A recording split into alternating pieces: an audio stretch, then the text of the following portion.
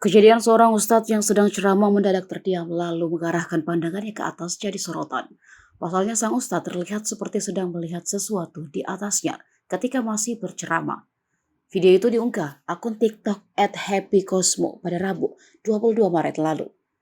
Ustadz yang kemudian diketahui bernama Azhar Idrus itu memberi ceramah di sebuah masjid di Kuala Terengganu, Malaysia pada 7 Maret 2023 lalu. Dalam video tersebut, Ustaz Azhar Idrus diketahui tengah menyampaikan ceramah soal makhluk ciptaan Allah Subhanahu wa Ta'ala. Namun di tengah ceramahnya mendadak Ustaz Azhar terdiam dan bersikap aneh.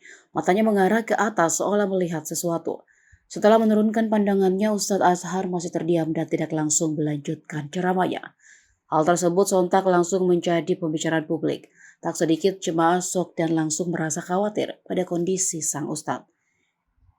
Kini dikabarkan jika Ustadz Azhar dalam kondisi tidak sehat dan dirawat di rumah sakit.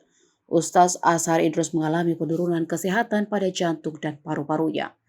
Kabarnya setelah beberapa hari dirawat di rumah sakit, kini sang Ustadz telah kembali ke rumah. Namun ia masih harus istirahat total agar dapat segera pulih.